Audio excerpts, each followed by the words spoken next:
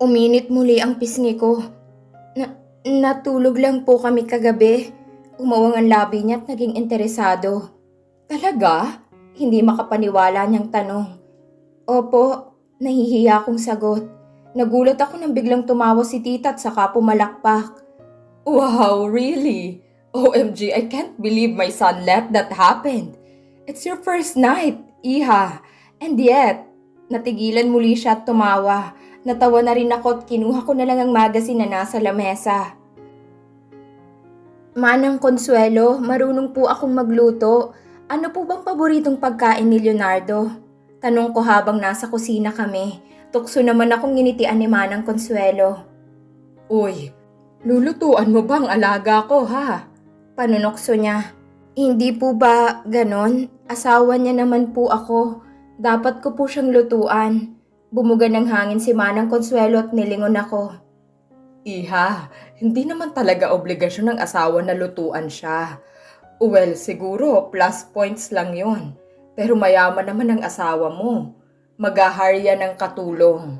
Ngumuso ako. Masarap naman akong magluto kaya sigurado akong masasarapan siya. Napatunga nga siya saglit sa akin bago siya tumango. Actually, pang lunch ang bala kong lutuin kasi may luto na silang breakfast. Gusto ko lang lutuan si Leonardo at advantage dahil tulog na tulog pa siya. Napangiti ako habang nakatingin sa listahan. Ang dami palang paborito ni Leonardo pero adobong manok muna ang gagawin ko dahil itong medyo bihasa ako. Ay, ang swerte naman pala ni Leonardo sa'yo. Marunong kang magluto. Si Manang Consuelo habang pinagmasdan ng aking ginawa. Nakiusisa rin ng ibang katulong na siyang ikinasaya ko. Pinatikim ko rin kasi sa kanila dahil baka hindi masarap. Masarap po siya, ma'am. Sambit ni Nelia, isa sa mga kasambahay. Pinaningkitan ko siya ng mata. Sigurado ka ba? Okay lang naman kung sabihin mong totoo. Hindi naman ako magagalit. Umiling siya at nag-thumbs up pa. Totoo, ma'am. Ang sarap talaga. Sana naman sa susunod ay turuan mo kami. Ngumiti ito at tumango. Sana naman ay magustuhan ni Leonardo itong niluluto ko. First time ko pa naman magluto sa ibang kusina. Ayan! Pinalakpakan ako nila Manang Consuelo nang maihain kong niluto ko na adobong manok. Sobrang masarap. Amoy pa lang. Kaya nakakagutom. Naku, sigurado ako na mabubusog ang alaga ko niyan. Maligayang sambit ni Manang Consuelo. Binalingan ko silang lahat.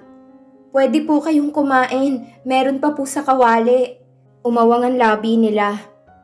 Hala, Iha, sa inyo yun. May pagkain naman kami. Ayaw nyo ba sa niluto ko? Tanong ko, kinokonsensya sila. Nagkatinginan na sina Ate Nelia at ang dalawa pang kasambahay. Hindi naman. Masarap ang luto nyo, ma'am. Kaya nga po may para sa inyo. May para kay tita at tito rin kasi. Ani ko sabay ngiti.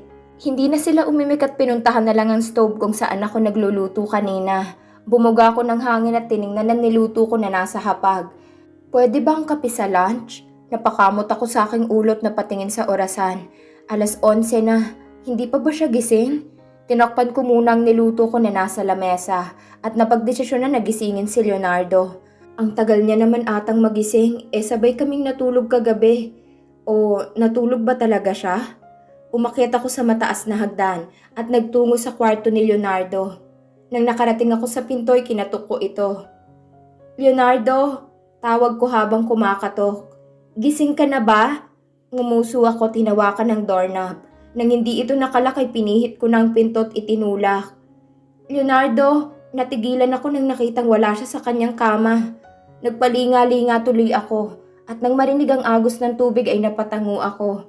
Mukhang naligo si Leonardo. Inayos ko na lang ang kanyang kama at saka itinupi ang kumot. Magugustuhan kaya niya ang niluto ko? Kinabahan ako dahil baka hindi niya gusto yung lasa. Pero kung hindi niya naman gusto ay ako na lang ang kakain. Wala namang problema yun. Umupo ako sa kama at dinama ang kalambutan nito. Napangiti ako nang naisip kong kagabi. Why are you smiling? Napawi ang ngiti ko at agad tumayo. Agad akong tumalikod at namula ang buong mukha ko nang madatnan siya na nakatapis lang ng tuwalya at kitang-kita ko ang katawan niya. You're acting like you didn't see me naked, ha? Aniyat narinig ko ang kanyang mahinang tawa. Hindi naman talaga. Tinakpan ko ang mukha ko gamit ang dalawang palad ko. Gabi yun. Napasinghap ako nang niyakap niya ako mula sa likuran. Nanindig ang balahibo ko nang inilagay niya sa kanang balikat ko ang kanyang muka. Basa ka, Leonardo. Nauutal ko na sambit at pilit na lumayo sa kanya. Pero mas humigpit pa ang yakap niya sa akin. You don't know, ha? I'm craving for you, baby. Hinalikan niya ang pisngi ko at kita ko sa gilid ng mata ko ang kanyang pagngiti. Napalunok ako at mabilis ang tibok ng puso ko. Pati ako'y naghahabol na rin ng hininga dahil sa kanyang ginawa. Shall we do that today? Malambing niyang bulong sa tenga ko at napapikit ako nang hinalikan niya ang tenga ko. At dahil sa kanyang ginawa ay biglang nangatog ang binti ko. Ano ba tong ginagawa niya? Leonardo, saway ko at saka nagpupumiglas na. Humalakhak naman siya. Nagpunta lang ako rito kasi may niluto ako. Kung ayaw mong kumain, bitiwan mo na ako dahil ako ang kakain. Naiinis na talaga ako sa lalaking ito. May niluto ka? Gulat na tanong niya at saka binitiwan ako. Basang-basa na ang likod ko at nang hinarap ko siya ay nakaawang ang mga labi niya. Oo nga, pagalit kong sinabi at saka kinapa ang likod ko. Nabasa na tuloy ako, ikaw kasi, nakakainis. Ngumuso siya sa akin at kalaunan ay ngumiti at saka pinisilang magkabilang pisngi ko. Ang cute mo talagang magalit. Panggigigil niya. Sinamaan ko siya ng tingin at saka tinampalang kanyang kamay. Magbihis ka na at bumaba na. Lalamig na yung niluto ko. Hindi na kita lulutuan sa susunod. Sambit ko at saka nagmarcha na palabas na ng kanyang kwarto. Bakit ka ba yakap ng yakap? Inis kong sambit at saka hinawakan ng braso niyang nakayakap sa akin. Mabuti na lang at kami lang dalawa rito. Dahil nahihiya ako sa pinaggagagawa ng lalaking ito. Hindi niya ba alam na pinababaliw niya ako sa ginagawa niya? Hindi niya ba alam na halos sumabog na tong puso ko dahil sa kanya?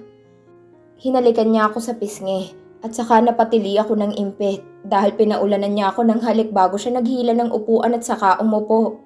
Kinagat ko ang labi ko at saka inalis ang nakatakip sa niluto ko. Oh! Reaksyon ni Leonardo at saka nilingon ko. This smells delicious. Umirap ako. Hindi mo pa nga natitikman? Gamit ang tinidor ay kumuha siya ng isang manok at saka nilagay sa pinggan niya.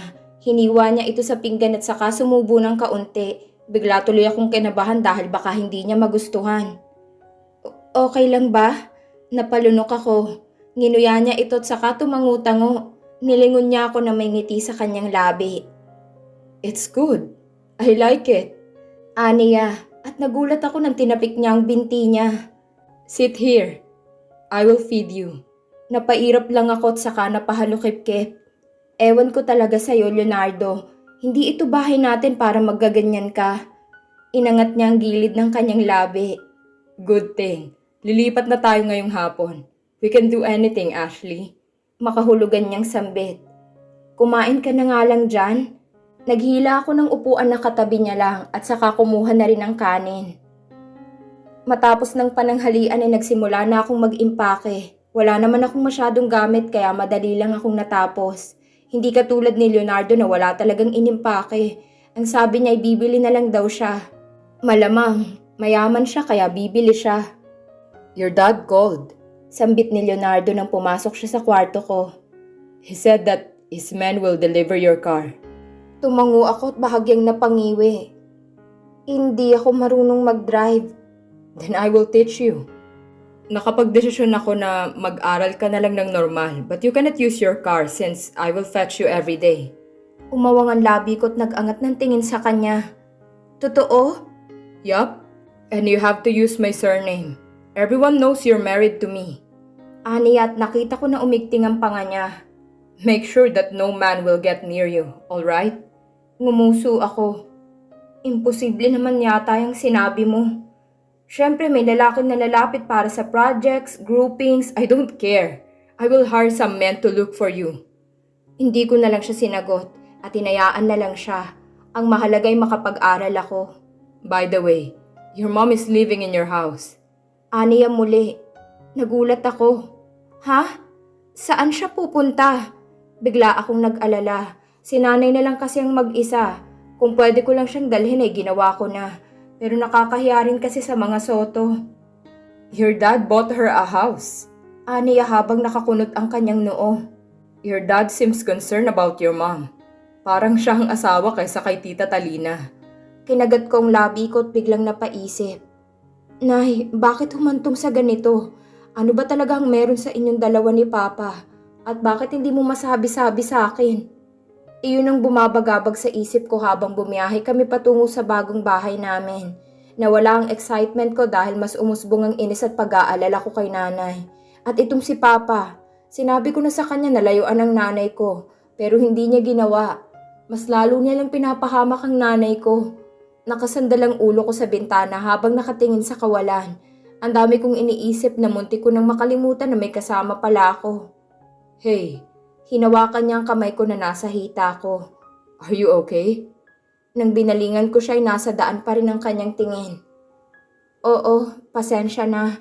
Iniisip ko lang si nanay. Ani ko sa malungkot na boses. Humigpit ang kanyang hawak sa akin at saglit akong binalingan. Don't worry about her, alright? Your mom can visit you anytime in our new home, Ashley. She's welcome and we can also visit her. Bigla tuloy akong na-curious. Nung first time ko kasing dinala si Leonardo sa bahay, ay kilala na agad siya ni nanay. Nilingon ko siya muli at saka umayos ng upo. Matagal na pala kayong magkakilala ni nanay? Tanong ko. Mukhang kilala ka na niya kasi nang dinala kita doon sa bahay. Ngumiti siya at saka tumango. Yep, your mom knows me since I was still in high school. Paano naman kayo nagkakilala? Ikaw nga ay hindi ko nakita eh. Hindi ko alam na sinusundan mo pala ako at may crush ka pala sa akin. Pabiro ko na sambit. She knows that I like you, Ashley. Aniya, nagtatrabaho ang mami mo noon sa isang fast food restaurant, right? Tumango ako. Doon ako kumakain noon. I even saw you visiting her, Ashley. That's the first time. Ngumiwi ako. Ano naman ang nagustuhan mo sa akin? You're beautiful. Agad niyang sambit. Hindi ka na mawala sa isip ko. Kaya hindi ako tumigil hanggat hindi ka naging akin. Bigla akong kinilabutan. And now that you are mine, hindi na ako dapat mabahala pa. You have my surname. Dagdag pa niya. Malayo-layo ang naging bahay namin kaya nag-stop muna kami sa isang fast food at nag-take out. Bakit walang price? Dismayado kong sambit habang sinisilip ang paper bag. Huh? You didn't tell me, baby. Bumuga ko ng hangin at saka kinain na lang ang burger na binili niya. Leonardo, tara na. Natigil ako sa pagsasalita nang napansin na wala na siya sa driver's seat. Leonardo! Bumalik ba siya roon? Napangiti na lamang ako at saka sumandal sa likod ng upuan. Hindi ko maiwasan ng mapaisip. Ang swerte ko rin pala kahit papano dahil nakilala ko siya bago pa man kami ikinasal. Binigyan kami ng 1 buwan para magsama bago kami ikinasal. Binigyan ako ng 1 buwang makilala siya. Maswerte ako kasi naikasal ako sa isang lalaking pilyo. Ngunit alagang-alaga naman ako. Kung sa ibang lalaki kaya, makaramdam kaya ako ng ganito? Kung hindi ko siya nakilala, paano kaya? Sumimsim ako sa Coke at saka kumagat sa burger. Wala akong naging boyfriend kaya hindi ko alam kung paano kumilatis ng lalaki. Ang masasabi ko kay Leonardo ay sobrang clingy niya. Palaging nangyayakap and I find it sweet. Sana ay walang magbago, lalo na't mag-asawa na kami.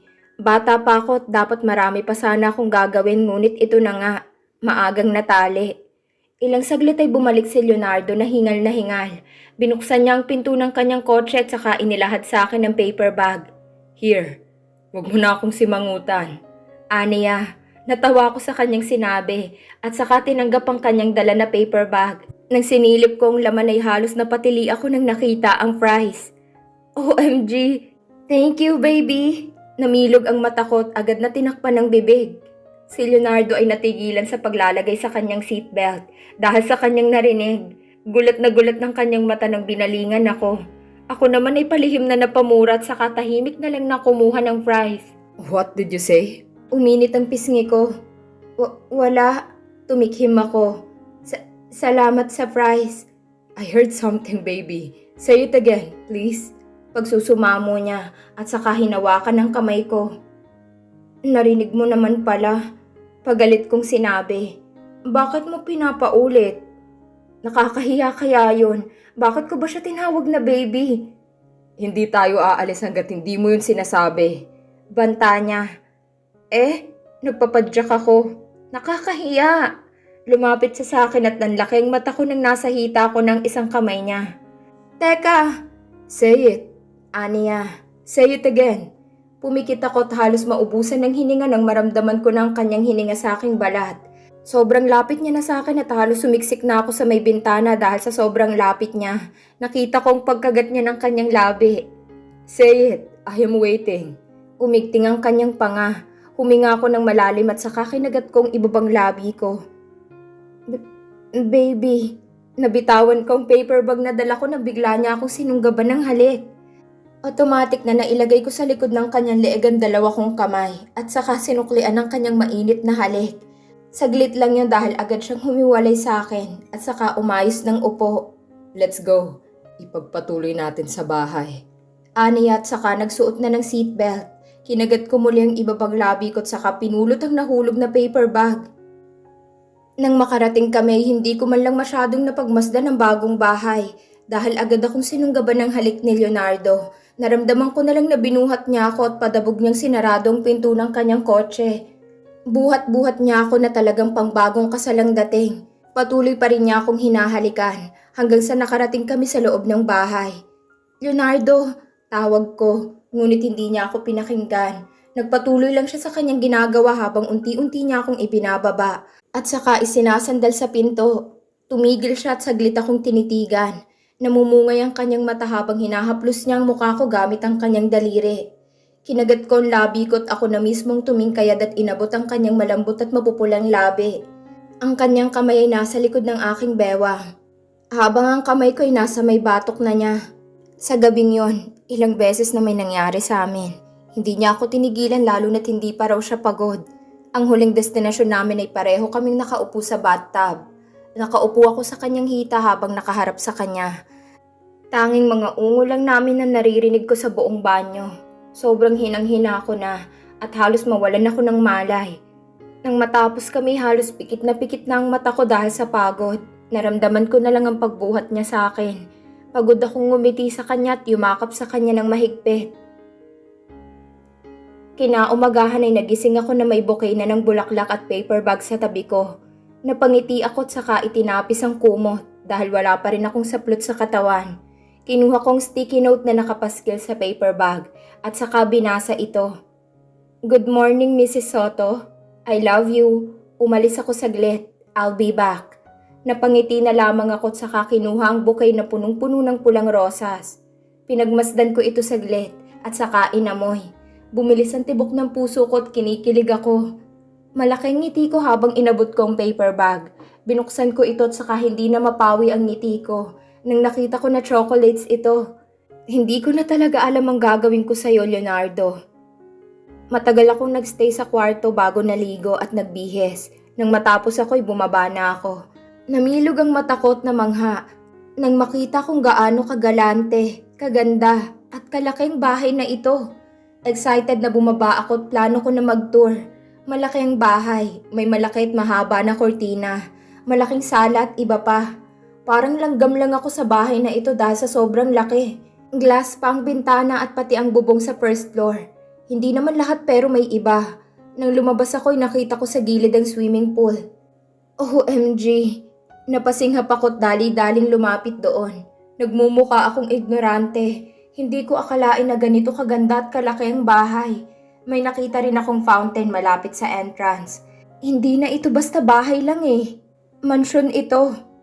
Ang ganda talaga. Babalik na sana ako sa loob nang matigilan ako. May higit 10 na mga tao na puros babae. Nakangiti silang lahat sa akin. Sino po sila? Tanong ko. Kami pong mga kasambahay nyo, ma'am. Talaga? Sabay silang tumango. Isa-isa silang nagpakilala sa akin. Ang akala ko'y mga bago pa sila ngunit galing lang pala sila sa bahay ng mga Soto. Hindi ko sila nakita ah. Kasama po namin si Manang Consuelo. Mas lalo akong nasiyahan. Talaga? Tumango sila. Nasaan po siya? Excited na tanong ko. Kasama po ni Sir, ma'am. Tumango ako at sumama na sa kanila sa loob. Malaki ang bahay na ito, talagang kailangan ng kasambahay dahil hindi ko naman kasi kayang linisin ang lahat ng ito. At saka mag-aaral pa ako. Nang makapasok ako sa loob ay isa-isa na silang nagsikilusan. Agad ko namang tinawagan si nanay. Nay! Bungad ko nang sinagot niya ang tawag ko. Anak, napatawag ka. Umupo ako sa sofa at saka napangiti. Nay, bisita ka soon dito sa bagong bahay namin ni Leonardo ha. Nakangiti kong sambit.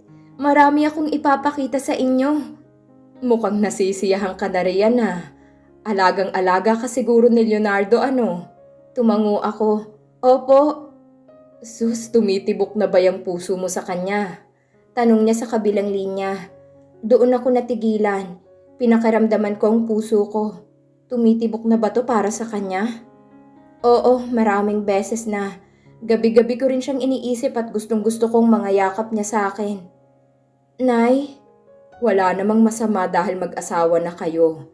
Pero huwag ka munang magpabuntis hanggat hindi ka pa tapos sa pag-aaral, ha? Kung may nangyari na sa inyo, kailangan mong uminom ng pills para hindi ka mabuntis. Napalunok ako. Pills? Oo anak, mabibili mo yun sa mga tindahan. At saka bibisita ako sa araw ng kaarawan mo. Malapit na. Ngumuso ako at napasandal sa sofa. Ang tagal kaya ng isang buwan. Hindi ko na lang binanggit sa kanya na alam kong lilipat siya ng bahay. Ayoko muna ng gulo. At saka pagmamasdan kong motibo ni Papa. Kahit na Papa ko siya, hindi ko pa rin siya mapagkakatiwalaan. Ikaw talaga. Basta wag mong pabayaan ang sarili mo, ha? Paalala niya. Sige po, Nay. Ikaw rin po. Yun ang huli kong sinabi bago niya ako binabaan ng tawag. Ilang beses na may nangyari sa amin, kaya kailangan kong uminom ng pills. Alam kong mag-asawa na kami at walang masama kung mabuntis man ako. Ngunit masyado pa akong bata para riyan. Gusto ko munang makapagtapos ng pag-aaral. Maiintindihan naman siguro yun ni Leonardo. Mag-aaral ka na next week. Sambit ni Leonardo ngunit nakasimangot naman. Actually, I am actually against in this idea. I want you by my side always, baby. Hinalikan niya ang pisngi ko habang magkatabi kami sa sala. Pinakita niya sa akin ang mga documents ko. Ito pa lang nilakad niya noong nakaraang araw. Ngumiti ako at hinalikan siya sa pisngi. Thank you, Leonardo. Binalik kong tingin sa mga documents. Pangarap ko na mag-aral muli kaya pag-iigihan ko muli. I will fetch you every day, alright? Aniya at saka kinuha ang kamay ko. No boys allowed. Wala naman akong mga lalaki. Ikaw rin sana. No girls allowed. He grinned at hinalikan ng leeg ko. That's easy. Ngumuso ako. Talaga? Baka pagtalikod ko may iba ka na. Pabiro kong sambit. I am not like that. Nagbago ang timpla ng mukha niya. Hindi ako maghahanap ng iba. Pero seloso ako, Ashley. Kaya dumistansya ka sa mga lalaki roon. Ngumuso muli ako at saka tumango. Matapos namin pag-usapan ng tungkol sa pag-aaral ko ay nanood kami ng movie. Nakasandal siya sa balikat habang ako'y kumakain ng popcorn. Buong araw lang kaming nasa bahay. Next week pa rin daw siya babalik sa trabaho at ipapasa na sa kanyang posisyon ng kanyang papa dahil magre-retiro na ito. Don't believe in that, baby. Aniya sabay halik sa balikat ko. Movies are work of fiction. Sa inis ko'y sinubo ko sa kanyang popcorn. Napalayo siya sa akin dahil sa ginawa ko. Huwag mo ngang sirain ang panonood ko. Inis kong sabi sa kanya at saka kinuha ang unan para hindi na siya makatabi sa akin. Mas pogi pa ako riyan eh. Pagmamaktol niya, napairap na lang ako. Nanonood kasi ako ng Titanic. Kami lang dalawa rito sa sala at ang epal-epal ng lalaking ito. Tumahimik ka nga. Hindi nga kita dinidesorbo kapag nanonood ka ng NBA eh. Sinamaan ko siya ng tingin. Come on, bakit may nakaharang na unan? I want to hug you. Aniya sabay pout. Hindi ko siya pinansin at saka nagpatuloy na lang sa ginagawa. Namula ang buong mukha ko nang nasa scene na ng SPG. Napalunok ako at biglang kinabahan. Nasa tabi ko si Leonardo at ramdam na ramdam kong malagkit niyang tingin sa akin. Mas magaling pa ako dyan eh. Nagpapadyak ako at inis siyang nilingon. Oo na, ikaw nang magaling. Ngumiti siya ng malaki. Fiction nga lang yan, di ba? Bakit ka ba nang iinis? Tanong ko at mahina akong sinabunutan ng ulo niya. Ouch! Reklamo niya. Ang epal mo, hindi talaga kita tatabihan ngayong gabi. Napatili ako nang bigla niya akong niyakap. Nahiga pa ang ulo niya sa may tiyan ko. Ano ba, Leonardo? Nawala sa moving atensyon ko dahil busy ako sa paghila kay Leonardo papalayo sa akin. Ayan tuloy, hindi ko na napanood. Bakit ka ba nanonood niyan? Tanong niya habang nakayakap pa rin sa akin. I am better than him. Napairap ako at binitawan siya. And I just want to hug you all day since next week magkakahiwalay na tayo. You at school and me at work. Ani at mas lalong sumiksik sa akin. Napawi ang pagkainis ko. Hinaplos ko ang kanyang buhok at ibinalik ko na ang tingin sa movie. Okay, Leonardo. Pagsang-ayon ko at hinayaan na siya na yakapin ako. Narealize ko na Leonardo is a good husband.